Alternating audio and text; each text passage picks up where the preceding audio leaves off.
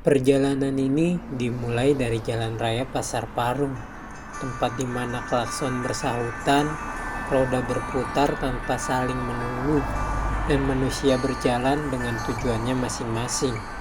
Di sini saya menarik nafas panjang, bukan karena lelah, tapi karena saya tahu setiap perjalanan selalu dimulai dari keramaian, sebelum akhirnya menemukan ketenangan. Motor melaju perlahan. Istri dan anak duduk di belakang.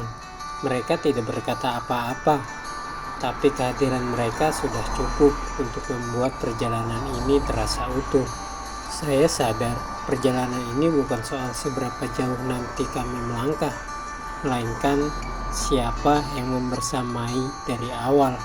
Lampu merah kedung halang. Pos polisi berdiri diam menjadi saksi ribuan orang yang singgah tanpa pernah benar-benar menetap. Lampu merah ini saya belajar tentang hidup. Kadang kita harus berhenti bukan karena tidak mampu, tapi karena ada aturan yang harus dihormati. Lampu hijau menyala. Saya belok kiri ke jalan Cimapar, dan sejak saat itu keramaian perlahan tertinggal, digantikan oleh jalan yang lebih sunyi dan pikiran yang mulai jujur pada diri sendiri. Dari jalan Cimapar menuju jalan Sumarekon Bogor membentang seperti harapan yang rapi. Suara mesin terasa lebih bersahabat. Di jalan ini saya berpikir betapa hidup sebenarnya tidak selalu butuh kecepatan. Kadang cukup konsisten, cukup sabar, cukup terus bergerak meski pelan tapi pasti.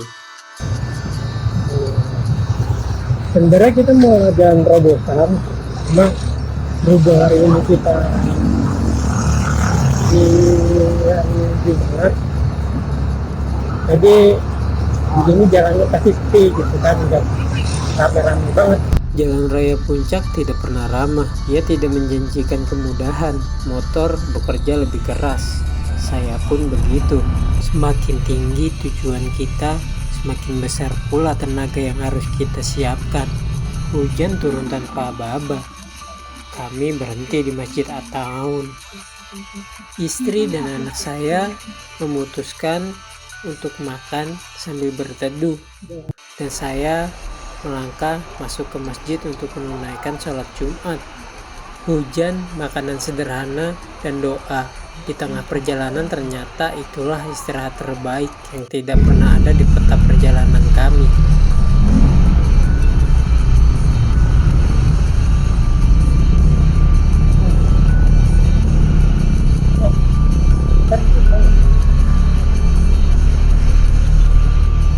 Hujan reda, kami melanjutkan perjalanan. Sampai di pintu masuk, saya membeli tiket, sebuah transaksi kecil untuk pengalaman yang tidak akan kecil. Tiket ya, ada pemeriksaan tiket.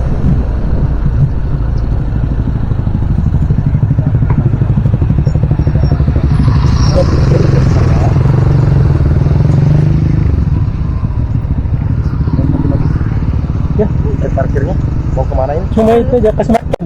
Oh, Semarki. Ya. Nanti sekalian lewat bisa ditukar sama minum di resto ya. Siap. Kasih Mas.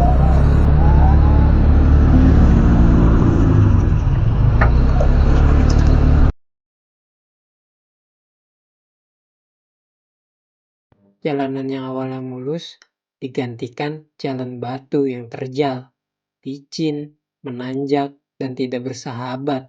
Motor mulai kehilangan tenaga, dan saya sadar ada titik di mana mesin harus menyerah dan manusia harus tetap melangkah. Ayo, buat ayo.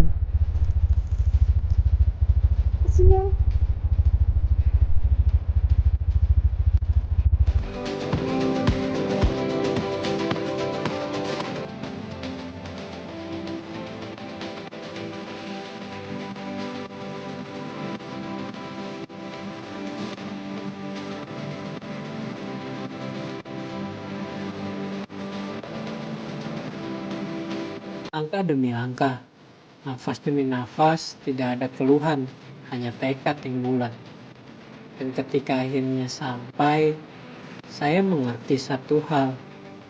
Tujuan bukanlah tempat untuk dipamerkan, melainkan proses yang layak untuk disimpan dan dikenang. Perjalanan ini mengajarkan saya bahwa selama kita berjalan bersama, seberat apapun rintangan jalannya, akan selalu terasa mungkin. Dan inilah saat kita tiba di Smart Camp Gunung Luhur. Setelah jalan panjang, tanjakan, dan langkah yang tidak mudah, di sini tidak ada suara kota, hanya angin dan nafas yang perlahan kembali tenang. Kita mau registrasi. Registrasi loket. Sih Kak, mau registrasi. Ada 2 orang, anak kecil 2 tahun terhitung nggak? Enggak, bukan lo, soalnya tahun 8. Kita jadinya di area yang atasnya. Soalnya kalau di bawah di sini paling pojok. Ini di atas lebih enak lagi. View-nya, Insya Allah. Ini mirip sama savana ya. Wah, senang banget kamu. Oke, waktunya kita pasang tenda. Saya mulai membangun tenda. Tanah dingin, angin pelan. Tidak ada yang tergesa, setiap pasak ditancapkan dengan sabar.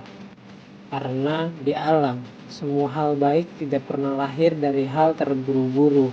Waktu asar tiba, saya melangkah menjauh sejenak, menghadap kiblat di atas tanah tinggi ini. Saya menunduk. Di antara langit dan bumi, saya merasa kecil. Dari atas, makam Gunung Luhur terlihat sunyi. Tenda-tenda kecil bertaburan di hamparan hijau. Gunung berdiri diam, awan bergerak pelan. Dari ketinggian ini, saya mengerti. Kita bukan penguasa alam, kita hanya tamu yang sedang diizinkan singgah. Langit sudah mulai gelap. Kami menyiapkan untuk santap malam. Terlebih, perjalanan kita sangat menguras. Dan kita butuh energi baru. Untuk memulihkannya, kita harus memasak.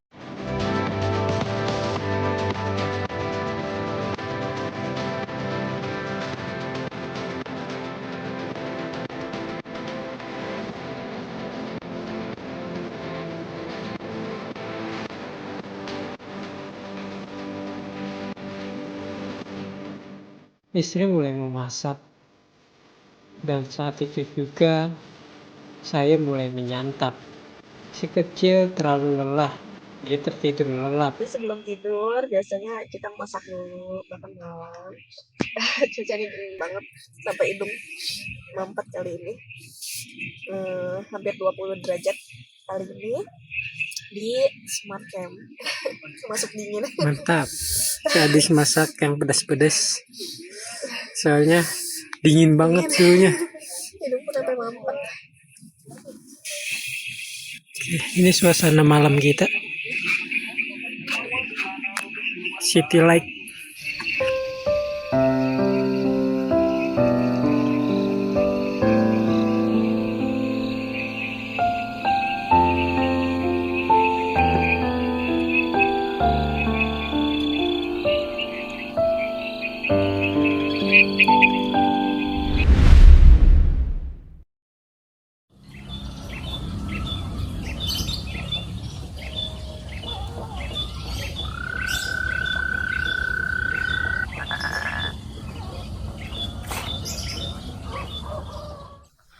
Selamat pagi teman-teman. Pagi ini cuacanya bersih banget. Udaranya udah pasti dingin. Semalam sekitar sampai berapa derajat? Hampir 19 derajat kita dapat di sini. Dan sekarang kita belum ngecek lagi berapa derajat, tapi yang jelas dingin banget. Dan suasana view pagi harinya Masya Allah luar biasa. Hai, kamu sudah bangun? Sudah, Bu. Sudah cukup tidurnya? Sudah dong. Lihat muka aku fresh. Hai. Ih, bulatnya. Oh, dingin ya? Tapi kamu kuat sama dingin. Iya. Kamu tidur dari jam berapa ya? Dari mau maghrib. Gimana kesannya di tempat camping ini? Enak. Mantap. Gunung dapet, city lake dapet, daun tehnya dapet, daun teh. Oh, Masya Allah. Pagi datang pelan, kabut masih menggantung, udara dingin menempel di kulit.